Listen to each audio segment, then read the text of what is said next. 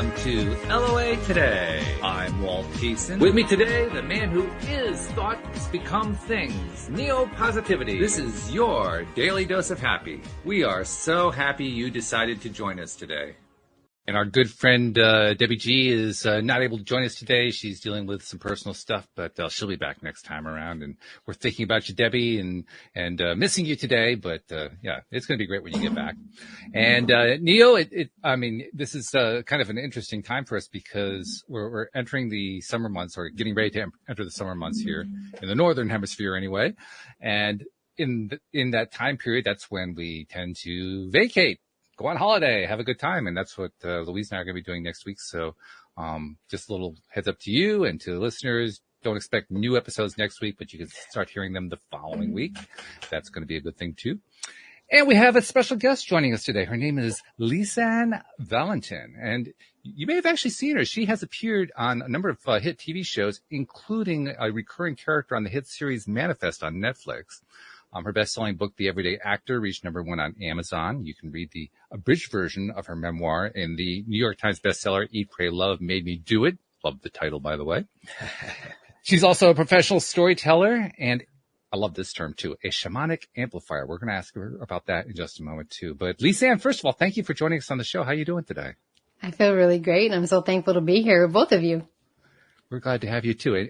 And tell us, I mean, you were telling us before we got going here, but tell the audience too, what is a shamanic amplifier? Well, because I'm a fifth generation shaman, I feel like my gifts are aligned with helping people amplify their own gifts.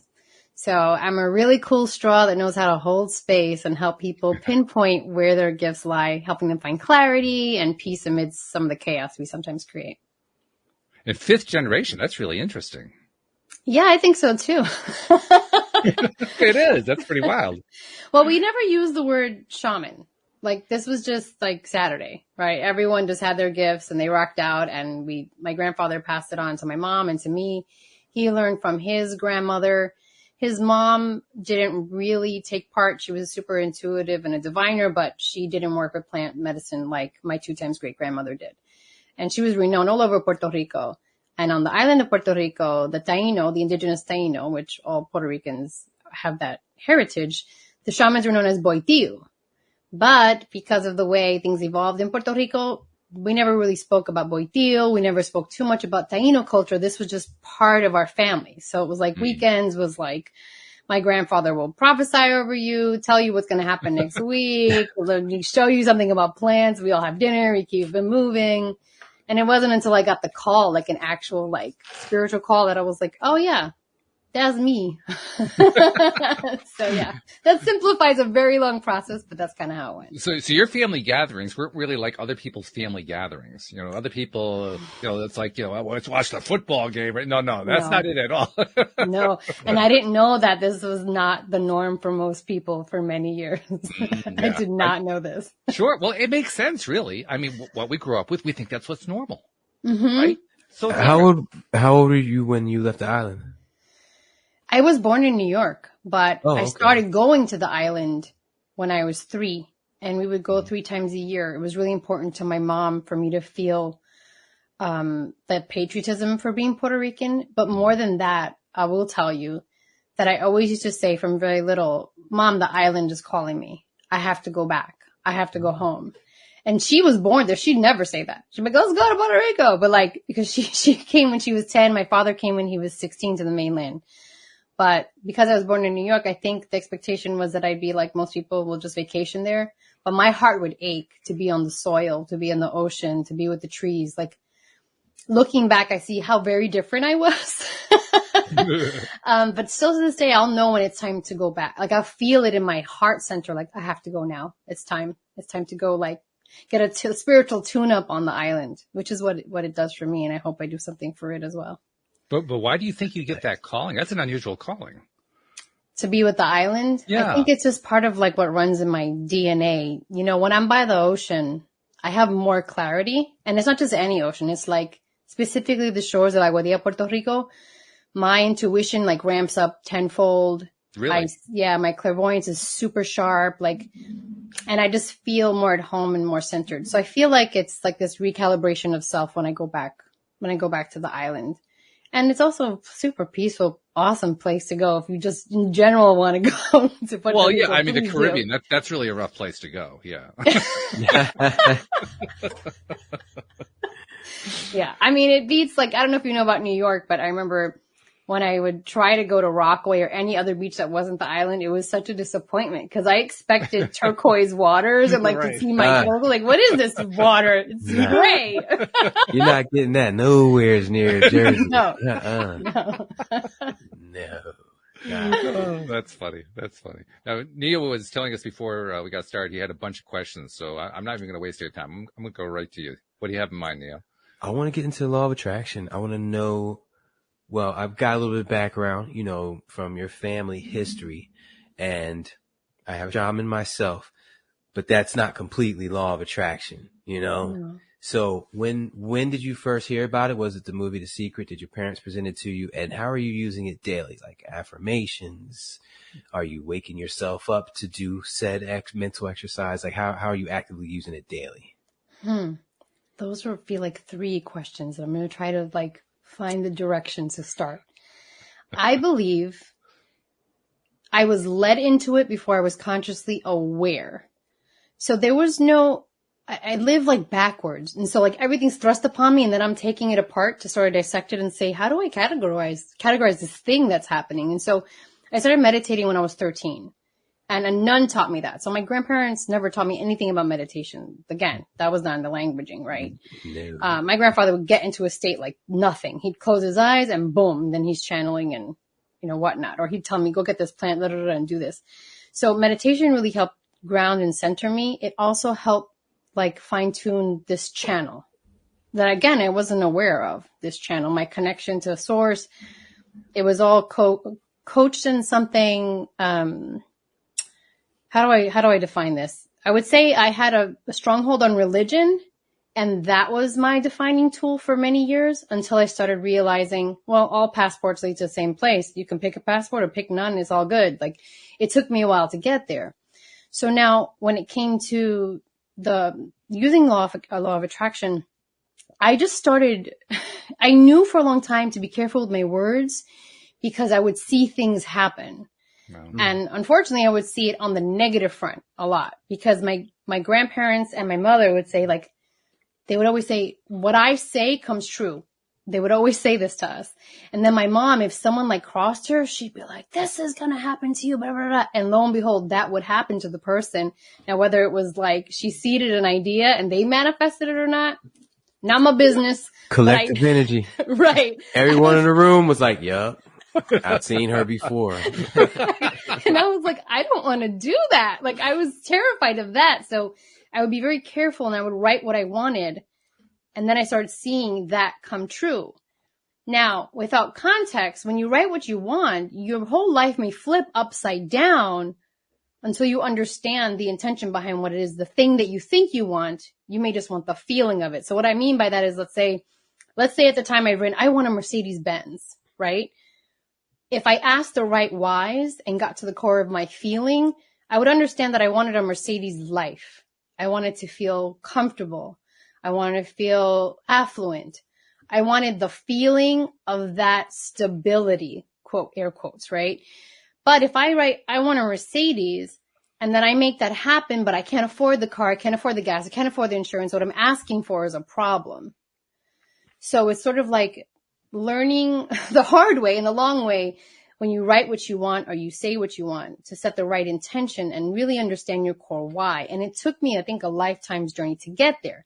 At no point during that time had I ever answered the call as a shaman. It never even came, though I was looking for a call. I was like, I would ask nuns, am I supposed to be a nun? How do I know when the call comes? Who calls me and what does that look like? Then I was like, should I be a reverend? Should I be a pastor? Am I supposed to do something? There was something and everything was no. And then in the state between wake and sleep, a shaman appeared, what I later just understood was a shaman, and said, are you ready to answer the calls of shaman in your life? And my heart was like, yes. Like if you were just asking me, do you want to go to the movies? I was like, yes, no big deal. And I got up, I shot up out of bed, go, what did I say yes to? What does this mean? And that's when like That's when my whole life flipped upside down. Exit the matrix. Like, just so. Exit the matrix. Yeah, that's the moment. Yeah. You took the red pill. I get it. Okay. Yeah, man. Yeah. Nice. That is funny. That is wild too. Mm-hmm. It's really interesting whenever we get the chance to talk with somebody like you who has clearly developed tremendous connection to source, or however you want to describe it. Because from my perspective, it's really fascinating because my own connection, I'm in very rudimentary level, and I keep wanting to get to a better level, and sometimes I make a little progress. And then I talk to somebody like you who's got like everything's just nailed. Like you've got everything just figured out. And I say, oh no, I okay, don't. wait, what's going on here? Why is it these other people have it so good? And I can't even, I can barely get past A. What's going on here? I don't get it.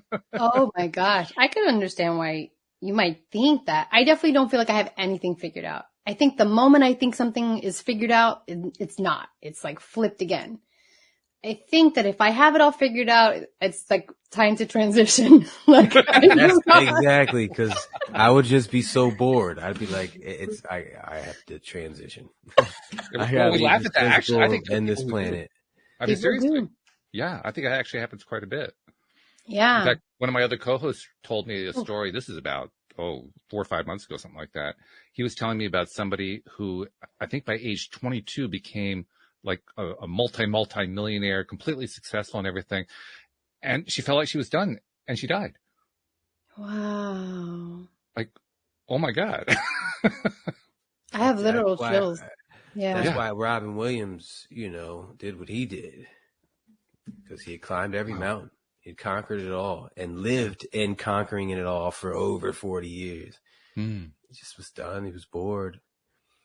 That's why, like, the thought of knowing it all is like the worst thing for me.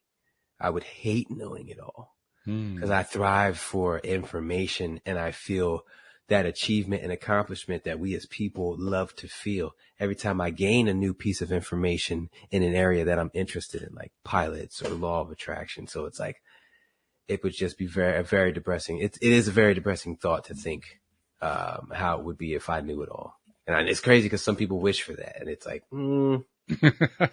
Yeah, be careful what you wish for. I mean, it's about the journey, right? And as much as we say that, I think as humans, I know I can speak for myself. I become super impatient. I want to know it's like I said, I do things backwards. So I want to know the end result, and then I'll work my way through to figure out the pieces. Yeah, sure. And it's just like my need to control, my impatience, my very human self, like, well, explain this to me. Yeah. At one time or another. I mean, that's just part of being alive. Yeah. So how do you handle it throughout the day when it just pops up out of nowhere while you're driving home, daydreaming? Every day I use my words to alchemize energy. Several times a day I alchemize energy. So you wake up from the thought and verbally take it somewhere else, basically. If I have to do it out loud, if I have to use sound, and so to get like more concrete about that, like if I'm washing dishes and I realize I'm running a story in my head, and I'll do this, like I'll run a whole story. It doesn't even exist. Maybe there's an argument that never happens, and I'm running this thing in my head. What are you doing? Okay, yeah, that's done. And then I use the water and I get really grounded, and I'm just grounding myself in the moment. I release the dense energy and I transmute it into unconditional love. And I say this until I feel it, right? I use words so that trigger a feeling within me. And the moment I call in unconditional love, I tangibly feel the shift in me. And so it's like about using language that honors you, not necessarily like finding, I found this like sacred scrolls. I'm going to say random words that mean crap to me. Like you have to really, really feel it. Yeah. So like I do that, or like I get really grounded. I go outside. If I'm walking, get in the grass, breathe, feel into nature, thank Mother Nature for allowing me to release this dense energy, pull it through me. And when I say dense energy, it means like negative thought patterns or beating myself up for not doing something.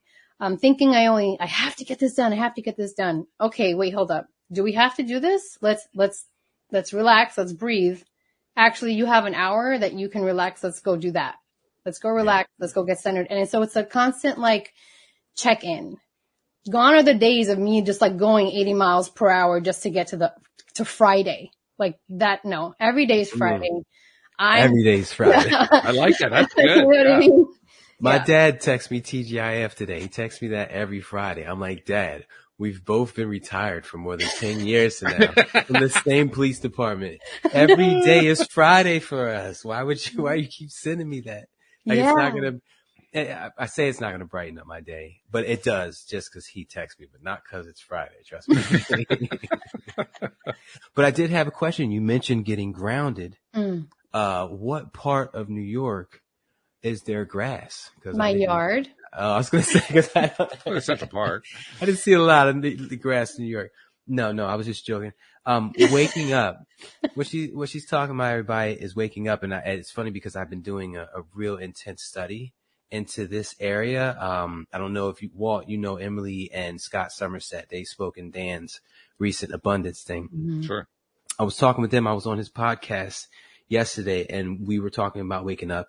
And I was asking him, because waking up is the start to anything you're going to do throughout the day proactively when your mind is on autopilot and you're just going, stopping is the first part, becoming present. Then you could do affirmations, visualization techniques, whatever you want to do. But so I was asking him how you wake up, how you remember to wake up. Like, I set alarms on my watch. It's constantly going off, papers hanging up places, constant reminders everywhere. So that would be my next question to you. How do you condition yourself to wake up as often as you do? Because remember to wake up is the hardest part, with life coming at us a mile a minute. And before you go, I just want to, what they had given me, what he said was basically repetition, brain muscle memory. But what he said was after every time when he wakes up, he makes sure there's some type of, he taps or does something, some kind of sound. And I was thinking, I want to try that and see exactly what it does and what's the benefit he's getting out of it. And I've been trying it today and it literally makes me do it more. It sounds like an anchor. So if waking up is your goal, start doing something like what did he say? I think he said, I'm up. Oh, I'm back. I got his notes from yesterday. Most of the time he'll wake up, he'll say, oh, I'm back. So it's kind of just like you were saying earlier when you find yourself running that negative scenario. So, just give us how you develop the skill to wake up more often than not, to remember to do something that we naturally don't remember to do because life's just coming at us. It's funny. I think if I look back, if I rewire it, it's because I'm an empath. I always had to check in because I feel emotions nonstop, not just my own, the emotions of others. So when I get hit with a wave of it, I'm like, all right, let me get grounded so I can ask, who is this? Is this me or not? And I think that's the thing that makes me wake up because let's say, it sounds weird, but like if my stepson walks in the house and he's having a crap day, I will feel him before I know he came home. Right. And then it's not like immediate, like, oh, I know he's here. It's like, oh my God, what's that? Okay, hold on. Let me breathe. Let me get grounded. Even if I'm in the middle of something, I have to get really just present. Is this mine? If the answer is no, whose is this? Okay, let me go check. I confirm he's here. I go breathe, get grounded. Either I address him or give him space. Sort of how I navigate the people in my home. If I'm out, so say at a big box store, I have to do it for like to thrive. I have to keep checking in. So it's not even like I have to make myself aware. In order for me to function, I need to be in a constant space of like remembrance. Make sure you breathe. Make sure you're here. Check in with your feelings so that way you can alchemize energy that's like swooshing by you every day so you're not taking it home. So it almost is like it's survival. It's a survival mechanism that you're engaged in. Yeah. For me, it's the best way because I know so many empaths that shut it down to survive. So they just shut themselves completely down to survive. Instead of learning that it's all energy and how you maneuver through energy is the way you thrive through it. Right. And so that's sort of like, it's like if I'm constantly driving, I have to be looking around. You know what I mean? It makes me think of something, which is that I've heard other people say to me that everybody is empathic, but we as human beings do tend to shut things down. We shut down emotions. We shut down all kinds of stuff. And so in my own case, I'm wondering, at some point early in my life, did I learn to shut down and just never learn to shut it back on again? Yeah. I mean, I think you can learn to turn it back on again. It just depends on your intention and your why, right? How will it serve your highest good? And how much you actually believe it's going to work. Mm-hmm. Yeah, because I shut down my intuition for years. It was still coming. It was still there. I was very good at ignoring it. Yeah. Right. So that's what I mean by shutting it down. Right. Well, it's nice to have a skill, you know. At least the one. If I can just have the one, that's great.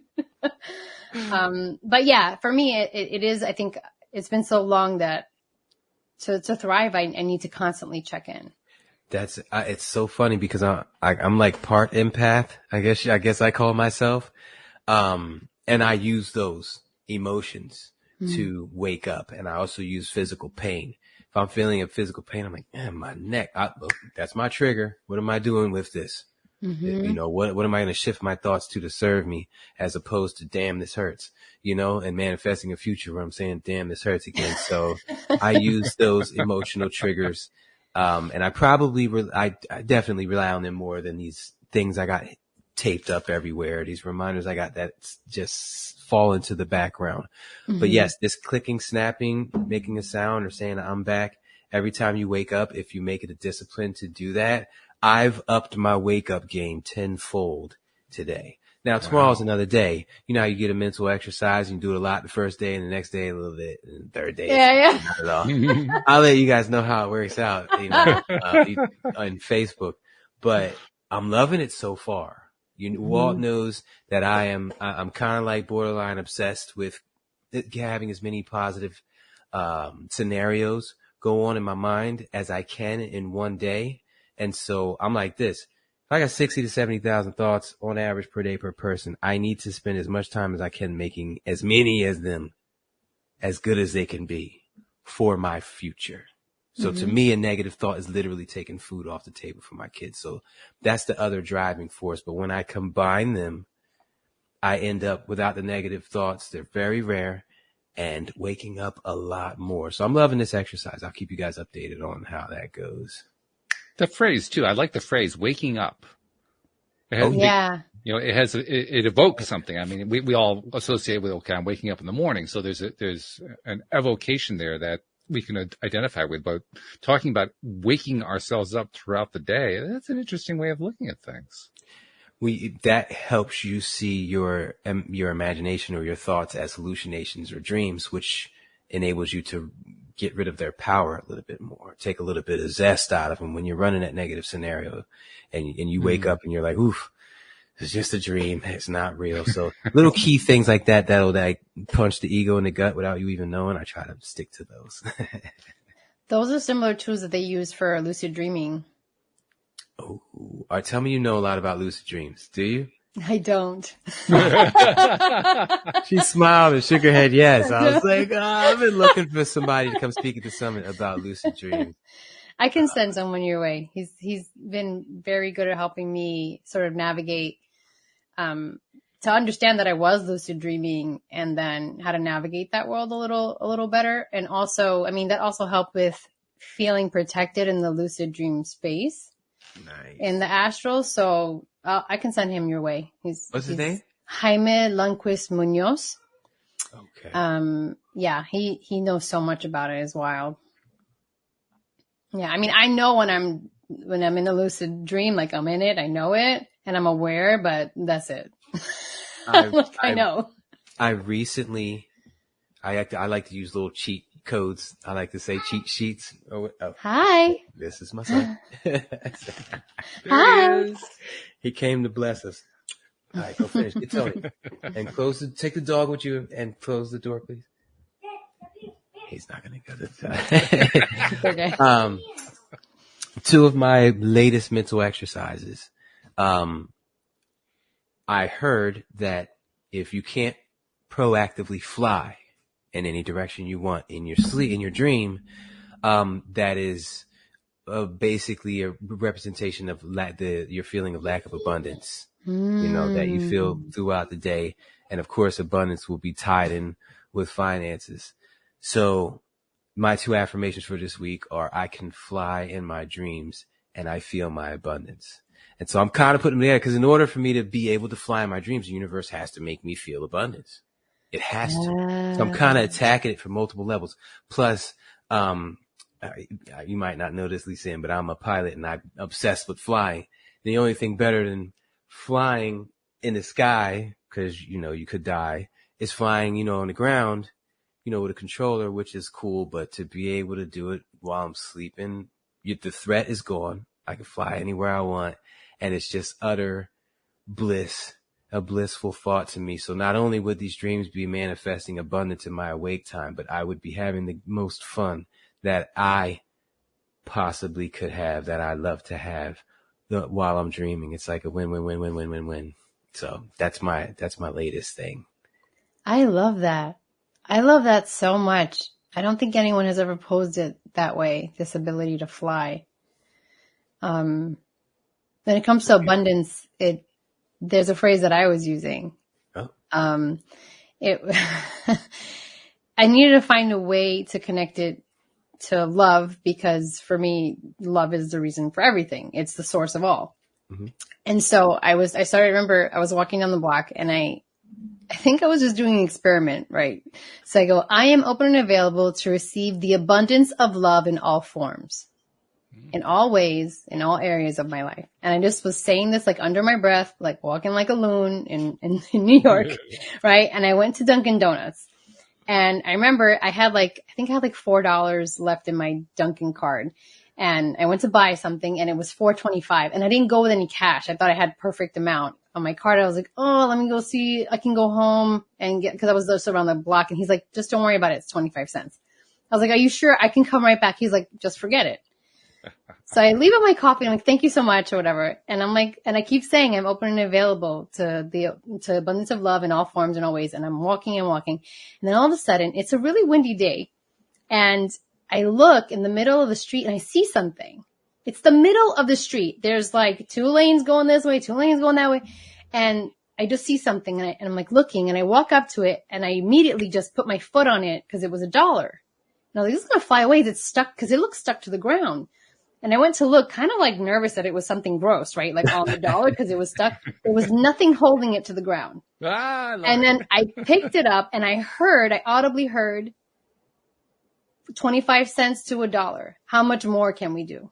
How much more can we do? How much more can we do? Like showing me within an instant, it was not only doubled. Okay. I went from 25 cents to $1, like showing me keep believing in your words, and watch as the abundance continues to manifest.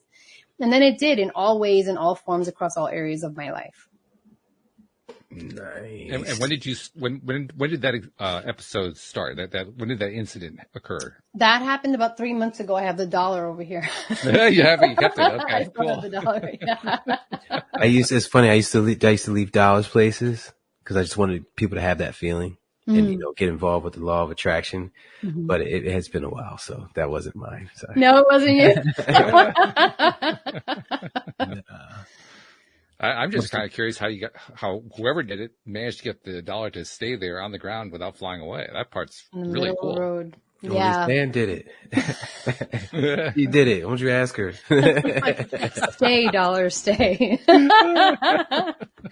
No, I think that when I go out into the world, kind of like how your son jumped in, we saw him. It's like that innocence and wonder. If you approach everything like, hi, with that sort of excitement, the world smiles back at you in so many different little ways if we just open our eyes to see it. And that's kind of how I approach things. I can be super serious and like all that, but I really much prefer to walk out and like look at a butterfly and a bird and be excited about the $1 in the street, because I think it creates more of that in my own life, more of that wonder and awe and love and excitement and joy.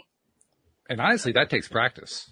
Mm-hmm. I mean, because especially, I'll speak for myself. The very first times I tried to do something like that, it was really easy to miss them. Mm-hmm. To this day, it still is easy to miss them, but I miss them a lot less often.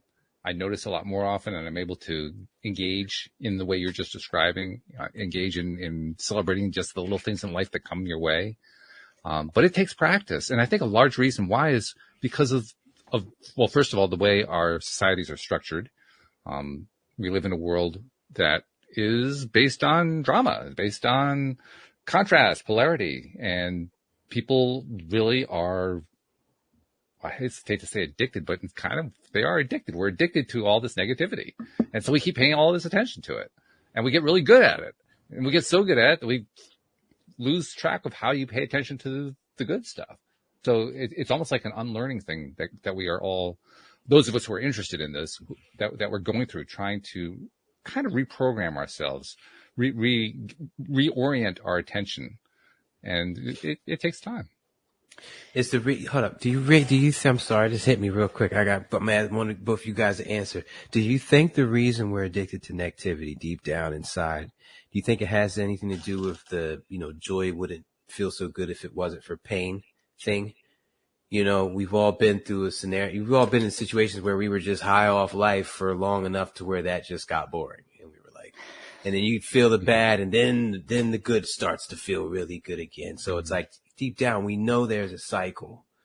So it's kind of like we want the good to be better. So let's seek out some bad. You think it's some deep buried, nasty human characteristic? Do you want to go first, or shall I? Go first, Walt. Go okay. First. From where I sit, I like to remind myself that we humans, and actually all life forms, but specifically humans in this context, we chose to come here. And we came here knowing what this world is. This is a world of contrast, a world of polarity. Negative stuff happens. And I think that's a major source of why I'm resisting the word addicting, so it's got to be something else that I have to use here instead. But why we're so fascinated, let's put it that way, why we're so fascinated with the negativity, because that's why we came here. That's precisely why we came here. So, if you go visit, the Grand Canyon, are you going to go stare at the cactus over on the side of the road? No, you're going to stare at the Grand Canyon. That's why you went there. You went to go see the Grand Canyon. I think. Now, why are you saying we came to Earth to experience negativity? Yeah, we came here to experience the whole experience, the positive and the negative, all mixed together. Oh, okay, the whole shebang. I see what you're saying. I see what you're saying. Yeah, and that was a big stumbling point for me for a long time. It was actually David Strickle, Stream of David, who helped me to really appreciate that side of understanding, which is we really want to appreciate all of it. We want to appreciate the negative as well as the positive. And I'll tell you, that's a hard challenge. Appreciating negative can be really, really rough at times. Yeah. But the more that we can do that, the more that we appreciate the positive, interestingly enough. Yeah. I mean, I think that's where it's about the journey. That's where the learning takes place, right? How do you navigate these waters? Do you swim against the current? Do you go with it? How well are you swimming? Do you need more swimming classes? Like, what do you need to keep going? All the time. Why do you think I do a podcast? I mean, come on. Yeah. Pressures. This is our medicine, by the way. Literally medicine. Yeah. For us. For sure. I think each of you brings medicine to people with what you're doing. Reciprocation, baby. Mm-hmm. The cycle works if there's not an extra hand pulling from, both sides and not putting back in, I always talk about that, like with the government and stuff like that. It's like, you got the people who go to work and get paid, and then they go to the store and shop. And then that pays the workers. So you got a perfect cycle and it works. But when you have a third entity involved that's not equally sharing, it's really just pulling from both without putting in. That's when you get disruption. It's no longer perfect harmony, which is the reason why, our system doesn't work now. But that's a whole nother topic. Well, interesting you should say that. I'm going to tie it together with what we've been talking about here. And I'm going to do it through a very rare novel that almost nobody has ever read. It's one of these authors that, 50 people read the book, but I love the book. And in this particular book, he was talking about how we come into this life and we are dealing with it from a perspective that's very similar to what the movie The Matrix does. It presents it as like a computerized environment, right?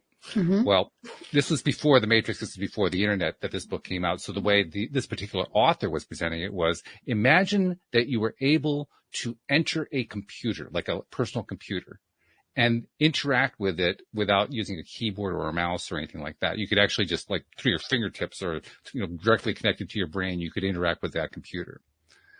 And with that premise, now this was long before the internet came along. It was long before most of the technology we have today. So he was actually kind of prescient in what he was writing about, but he was doing it without any reference to what we have today. So he was kind of making up his own stuff.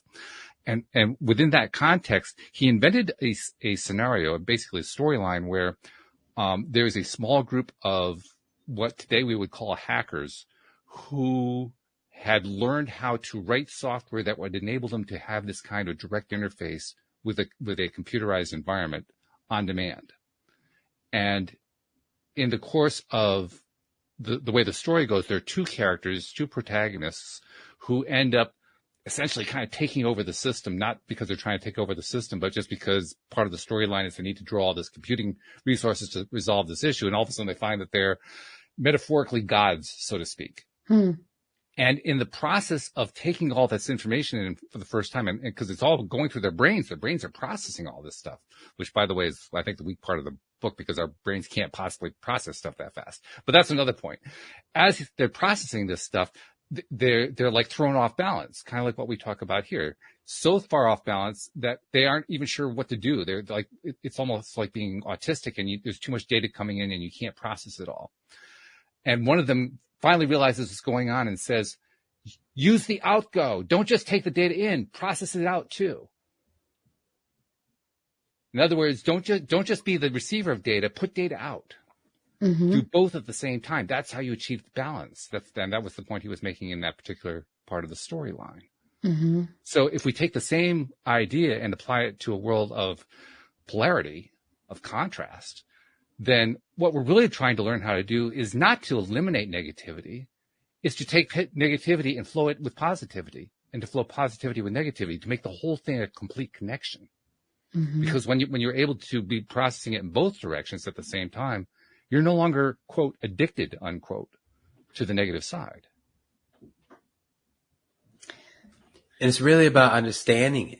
But you're not making this situation positive or negative. The world is happening around you. So you're choosing to see it, positive or negative. And so it's really like making that choice. So I like that, because that puts the power back in our hands, only if we're awake and aware enough to consciously wake ourselves up and take it elsewhere, run the best case scenarios. So I really like that.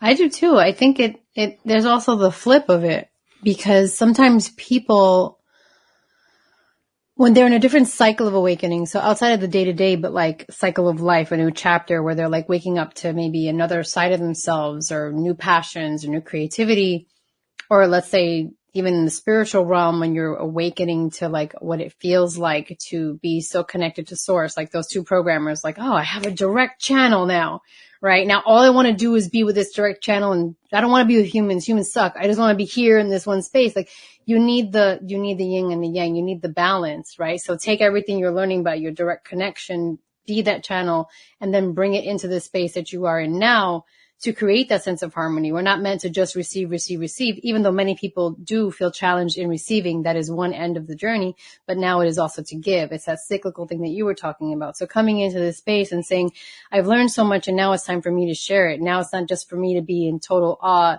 at all times. It's for me to have a very human experience. So that way other humans can also learn and benefit and grow, and we collectively can start leveling up in this game. Yeah. Question. Another question for both of you guys.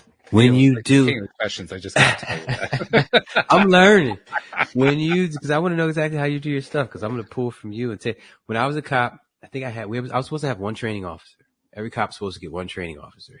If he's a piece of dirt, it's kind of just what you got, That's the way it goes. But either way, I had like 18, because they were just shorthanded, and they were just tossing me, all right, go with him today. And I was able to pull what I needed from some and trash what I didn't from the others. So I like to do that with you guys. So when you do your wake up, all right, let's say you're walking down the hallway, you're daydreaming, or you find yourself running a negative scenario. Whoa, self-check-in. Or was that? So is it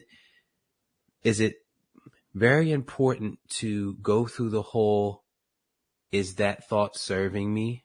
Why was I thinking that?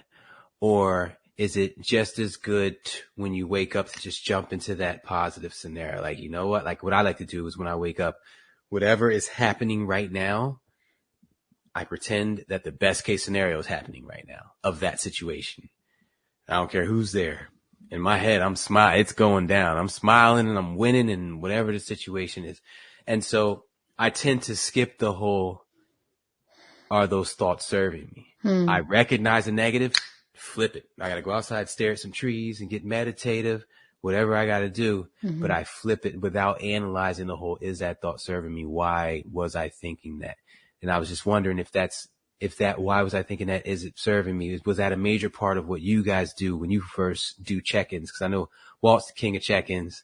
Yeah. And you definitely are the queen now that I get to hear you talk. So I'd love to get that from both of you guys. May I go? Well, is that all right? Go ahead. I think I wouldn't recommend skipping all the time. So this is what I mean. It depends on the thought, feeling, or process you're going through, because for me, it's about having the wisdom and discernment to not skip over my own feelings. So if it is something that I need to sit with, I need to check in and find out. I don't want to gloss over, because there's also like this thing called toxic positivity, which I don't like. And I've been in spaces where I hear people like gloss over other people's emotions. And I'm like, that's not the point either, right? Right. Cause it's, so that's like either addicted to negativity or addicted to positivity. How about we not addicted and we just sort of go with the flow, the energy flow of this and see where this journey is taking us. I don't always need to go, oh, what's going on? I've come to a point where like I can tell. If I can't tell, I do a total check-in. If I can tell, no, I need to get grounded, go outside, do some breath work. Did I meditate enough today?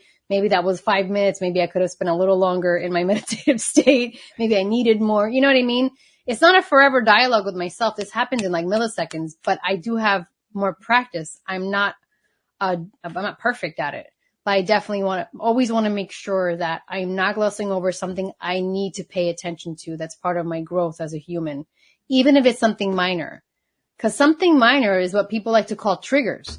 You ignore it enough and all of a sudden you're outbursting because you can't find your pen and, who stole it? Do you know what I mean? It's like, I don't want to get to that place. Yeah, I hear you on that. I would also add in something else too. We've talked a lot here about negatives and positives. To be honest, I don't actually think in terms of negatives and positives in my day-to-day life. I think in terms of likes and dislikes. Because there's a lot of baggage that gets attached to positivity and negative. You talked about toxic positivity, so there's like an example of how that can happen. And what we often start off by talking about as being positive or negative, what we're often attaching to it are things like, well, it's positive because I like the fact that the other person did this other thing, rather than whether or not that thing was actually good for them. We start putting little spins on it in terms of, well, who's it really positive for? Well, if it's positive for me, then it's positive. It must be positive. But if it's not positive for me, it must not be positive. Well, yeah, but I think it's positive. And so it kind of spins off the rails, so to speak. But when I think about it just in terms of how I feel about something, now I can just kind of sort all that rest of that stuff out. And I can actually not feel good about something that other people feel good about, and it's okay. And I can feel good about something that somebody else doesn't feel good about, and it's okay. Because all I'm really doing at that point is just checking to see how I feel about it. So to answer the question the way you framed it, I think I started off when I was first doing check-ins by doing it consciously, consciously becoming aware of, okay, is there something here I need to be aware of? Yes, there is, and working through it. But over time, I just started to learn to trust, how does it feel to me? If it feels not so good, it means I'm focusing on something I don't like. Where can I change my focus? You're muted there, Neil. My bad. Walt, how often do you meditate? Not as much as I was doing 6 months ago, but yes. Okay. Here's the question for both of you.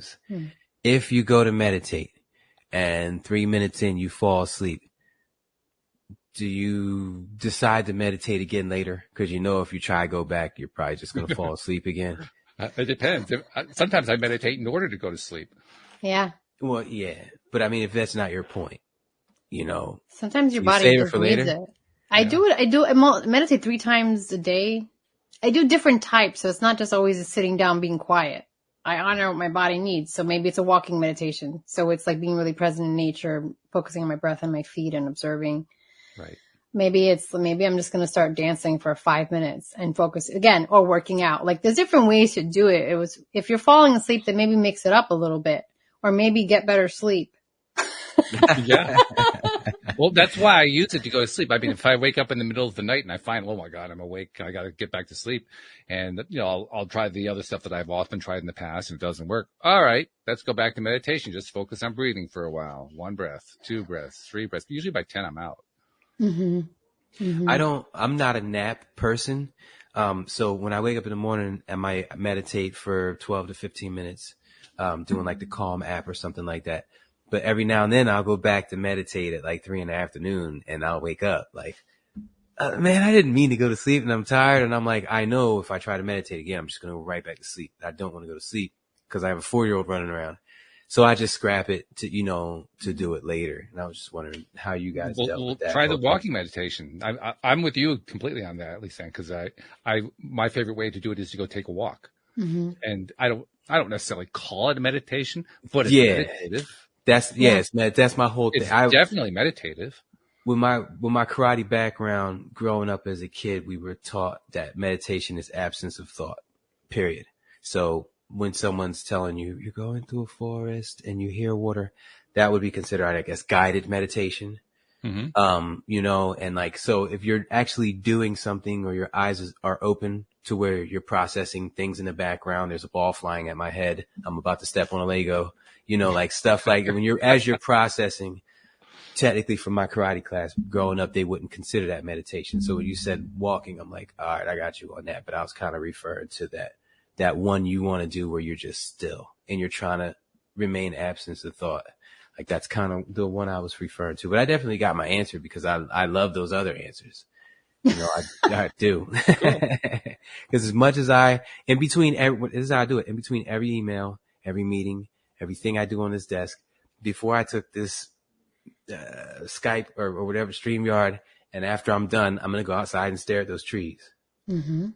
And though I'm looking and I'm hearing birds and I'm processing it moving and I got these little bugs that'll land on you, all these threats and stuff going on around me, I'm still am in a meditative state. So I definitely respect it. You know what I mean?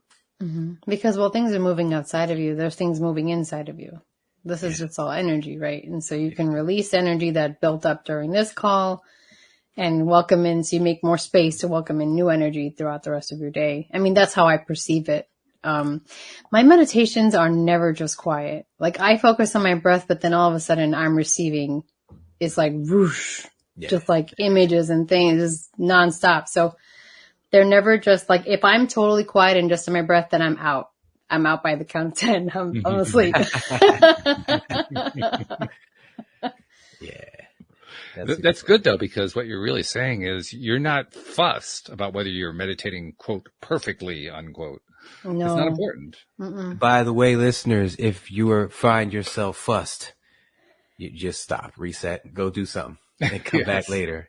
If meditation is a chore, if you're not enjoying it, if it feels like work, just stop and go do something else because you're wasting your time at that point. Mm-hmm. You're wasting your time at that point. It should not be stressful at all. And to take it a step further, it should come to be one of the most enjoyable things that you do with your time here. Yeah. Especially if you get good at the old, get back into make-believe. Like if you get your mind as sharp as you were when you were a child, you play make-believe like no other. You're there. And you end up loving it there more than reality because you can do what you want over there, and then reality starts to follow suit. It's a beautiful thing. It's written on the shirt right over there. Just Yes, Mr. Thoughts Become Things is in the house. There he is. A little bit. All right, so I need to ask Lisann a little bit more about the empath side of who you are.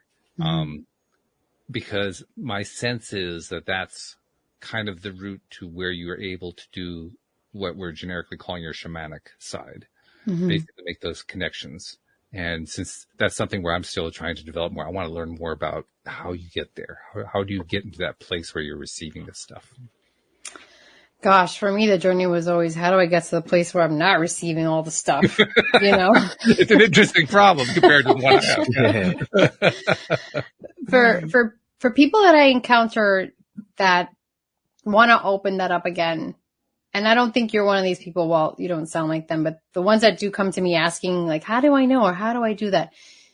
They're at a point where empathy is something that they really need to relearn. So it might be using your imagination to put yourself in someone else's shoes, using language that helps another person feel heard or understood, which will, in time, allow you to actually understand a feeling, a thought, or emotion, or a circumstance. And so it's sort of like using language like, if I hear what you're saying, and then you repeat it, and I can only imagine that might make you feel X, Y, and Z, because now you're processing information and connecting it to a feeling in your own life. And that's why I've helped people that feel that they lack empathy start to open that space up in them again. I don't sense at all that you're there at all. I really genuinely feel like you are empathic at a very normal, suitable, whatever level, like functional level. The people that are like, I'm an empath, but how do I know, is I start asking them questions about how their empathy functions. And then we start reverse engineering it and breaking it down into clairs. So what I found is that define a term there. What is a clair? Clair senses. So we have our 5 senses, and then we have our clear seeing, knowing, feeling, tasting. That's like, let's say the psychic level, the most intuitive level that we can use the same senses heightened, right? Mm-hmm. And so a lot of people don't, even people that know they're intuitive, don't know how to classify their clairs. So like I talked to some guy and I was like, do you have clear seeing? Are you clairvoyant? He's like, no. And then we're talking and he's telling me, I see, like, I'm like, okay, you just said I see. And tell me what that means to you. Is it an impression? He's like, it's like an impression. It's like I have this thought and it's in my head and I'm imagining, okay, that is a clear seeing. It's an it can be a thought here in your mind that you're visually seeing in your mind, or it can be something outside of you that you're visually seeing. And there's levels to that, right? So it can be something that like, it's like a download, like a digital download from a computer, like it's taking a long time to load this picture. It can be like a movie screen, or it can be like something you can almost touch. It depends on how developed your clear seeing is. Now, how does that relate to clear empathy? The thing you see will trigger a feeling or emotion within you. Okay, I'm afraid of that, or that brings me joy. Okay, there's rarely an empath who doesn't have one or two, at least two going at the same time.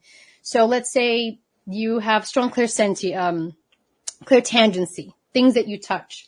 So if you walk into an antique shop, you immediately might get hit with a wave of like, I'm overwhelmed. I got to get out of here. There's too much stuff in here. And that just because there's so much energy attached to various things that people cherished at one time or another. And you're feeling all that, but you don't know why you hate that antique shop. So it's about getting into this space where you're recognizing these are not my emotions. I'm just tuning into the frequency of the energy around me. So your clairtangency is super strong. Clairempathy is where you have this idea that someone you know or love is suffering or they're sick. I don't know. I feel like I got to call so-and-so. They're in Europe and you're in the States and you're like, I don't know, something's up. Let me call them. And then you call them like, I was thinking about you. Oh my God, I'm going through a rough time. And now you have a conversation and that's just a coincidence. Or maybe your clairempathy is volume is up and you're just tuning into that frequency right now. So when I talk to people and try to understand what their experience is, I can sort of help them define like, okay, this is what that is. It's a real thing. You didn't make it up.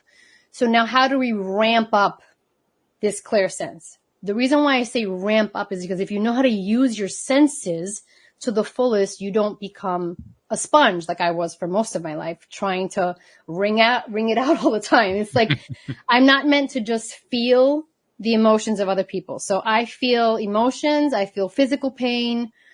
It depends on who I'm serving and why. I can feel it with someone like right now in an interaction, a Zoom, in person, or just by tuning into their frequency, no matter where in the world they are, if I have their permission. Mm-hmm. And so I'm thankful that I'm able to do that. But now let's say I don't know that I can do that. And I'm walking around and I'm feeling a lot of anxiety and there's no reason for it. Mm-hmm. So I start asking myself, is this mine? This is not mine. Okay. I don't need to find out whose it is. It's not my job to figure it out. I don't have to fix the world. I create a process where I can release that energy. Immediately, let's get grounded. For me, that's with my breath or putting my hands in soil or putting my hands in the water. Some people like to light candles. Some people like to put music on. These are all ways to shift energy. So I start shaking it off on myself. I use Qigong. I'll actively like cleanse my energetic space, like Phoebe on Friends, just stick a sage or whatever I got to do to make like this practice of releasing energy that isn't mine. And if it's really dense, which is what I like to say, if it's really dense energy, that's when I actively alchemize. So I'll start transmuting energy. This energy is complete. I alchemize it to the highest form of unconditional love and send it into the light, send it to Mother Earth. I release it from my body. It is not mine to hold, and I will no longer hold it. And so it is, and so it is, and so it is. And so I make a ceremony out of everything. Like whatever I can to release energy I'm holding, I do that. But in order to get there, I need to know how my senses are operating. That is the most long-winded way I could explain to you how we get from A to B. That's actually useful. That's actually very useful. Yeah. Because now you've given me some language to work with. And so that's really great.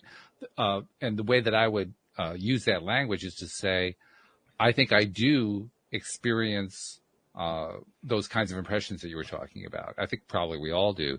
Mm-hmm. I know in my own case, I don't usually do things like, well, cleanse the energy. It's more like I dismiss the energy and like it goes away. Mm-hmm. It's that kind of an experience. But that's actually the normal response because I don't really know what else to do with it. Mm-hmm. I mean, okay, I got this impression. A boy with a hat on. Okay, well, great. Next, I don't know what to do with the darn thing. Ask the question. Ask the question. You'd be surprised what answers you get when you just stop and ask questions. The secret part 2, it's called The Power. Most of that book is just about asking questions. Just asking questions. Most of the book is about starting affirmations with I love, basically. Oh. But the last 2 or 3 chapters, she gets into asking questions randomly. She's like, that's how I find my keys. I ask the universe and it shows me exactly where they are. And it's like really freaky stuff, but I encourage everybody to definitely try it. But specifically, Lisann, you hit my heart because when I go in Times Square, the first time I went to Times Square, I was overwhelmed. So many people, so many energies. Yeah, it's a lot. And it took me a while to go back. And I didn't really know what that was because it was way before the law of attraction. I think I was a senior in high school.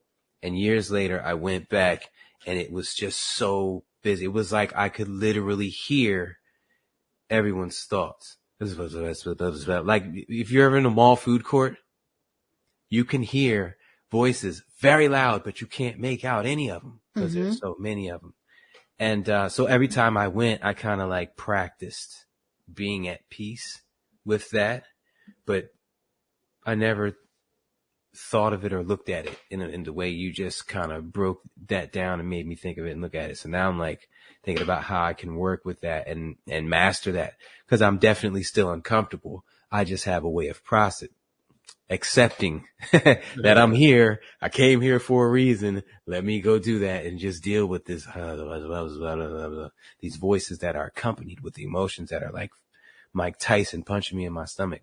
So it's actually, it's pretty dope to hear you talk about clair empathy and clair tangency. I like that too because I feel like there's one pain that's been with me for a long time, and I feel like that's the weight of the world, kinda. Not the weight of the world, but the world's pain. Yeah, the collective consciousness, you could feel it. I'm manifesting it into a body pain for myself, and I haven't been able to shake it yet. So that raises the next question. What do you do with that? There's a perfect example of the question that I raised earlier. What do you do with that impression? So for me, in the beginning of the pandemic, I remember, oh my God, English words. In the beginning of the pandemic, a friend of mine got on the phone with me and she's like the happiest person. And she's like, I'm in therapy because I feel depressed, but I have no reason to be. I have no reason to be sad. Literally hasn't affected me. Thank God. I haven't been sick. I'm still working. And so she's been processing her feelings. And I go, is it you or is it the collective? Like, did you ask? And she was like, oh my God, I never asked. Right. And so especially in times of tragedy, and this is something that I teach the empaths I work with, especially, and I want to share it because I think it's really important. There's a couple of tools. The first one that I learned was from a shaman. And he had said it in a room and it changed everything for me. But then that'll lead to the second one because one may not resonate, but the second one might. Let's see where we go. Okay. What I learned, he said was this. Before he would walk out the door, he would say, take me above the Maya of human suffering. Take me above it. So he would get really grounded, really focused in his breath and visualize this energy level, then ask to be taken above it. So that way it doesn't mean that you're not going to feel people's feelings. It means that you won't be smacked in the face by everyone's feelings so you can't function, sort of rising above it. And that helped me for a long time. And then when I was creating my masterclass on this, I asked in a meditation, I need another tool because that doesn't maybe resonate for everyone. This idea of like going over suffering. So what is another way? And what came through for me was a command, an affirmation. It was activate my highest self. Then acclimate me to the vibration of my highest self now.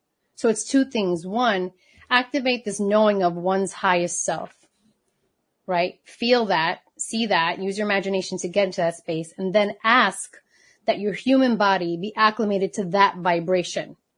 Which, if we're talking about vibration, we're not necessarily at that higher state all the time. We're at a very human, question asking, grunty, however we want to be in a certain day. I love that word. So we can acclimate to that space, that energetic space, and we're breathing into that affirmation or meditation, whatever you want to use. Then we can approach dense experiences from a space of love. And it's from that space that you become an alchemist because you're operating from that space. And so what you're emanating out is love.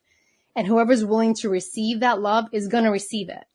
All you need to do is be the peace and be the love, and energy shifts around you. And that's the thing that I've learned, especially as an empath. We're not just sponges. We emanate light. The skill is how much love you can push out, like a Care Bear, knowing you're not responsible for everyone's emotions or feelings. But if you can honor yours and hone in on yours, you can literally shift energy around you. It's really the difference between kindness and codependence. Yeah. Yes. Being mindful of that is huge. Huge. Yeah.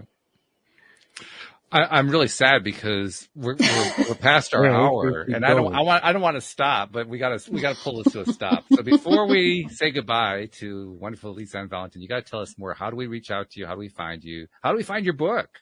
How do we learn more about you? Oh my gosh. Well, if you go to my website, lgvalentin.com, you'll have links there to my book, The Everyday Actor, to my masterclass. So all things me, and across social media, it's at Lisann Valentin. Then that's what we'll do. We'll put that right into the show notes, and that'll give people the link to the entire world of Lisann Valentin. Is that it? Did I spell that right? You did. Thank you so much. I've had a right. blast, Walt and Neo. I really have. Thank you. Thanks for coming on. I learned a lot. I'm going to take it all away. And we got to go live. We got to go live in my Facebook group. Let's do it. And introduce them more to you because we're live there now, but I know they want more. So we'll set it up. I'll tell you what, we got one really cool comment toward the end. We got a number of really nice comments while we were talking, but toward the end, Facebook user said, awesome topic. Made me stop the scroll. I mean, you can't ask for more than that, right? That's great. I mean, that's these days, you can get the scroll stopped. You've done something. You've really done something. Well done. Thank you so much for joining us, Lisann. We really appreciate it. Thank you both. Neo, thank you as usual for your wonderful questions and insights. Debbie G, we miss you. Hopefully you're still tuning in, and we'll catch you next time. And we especially love our podcast listeners everywhere. Thank you so much for listening. We'll see you all next time here on LOA Today. Goodbye, everybody.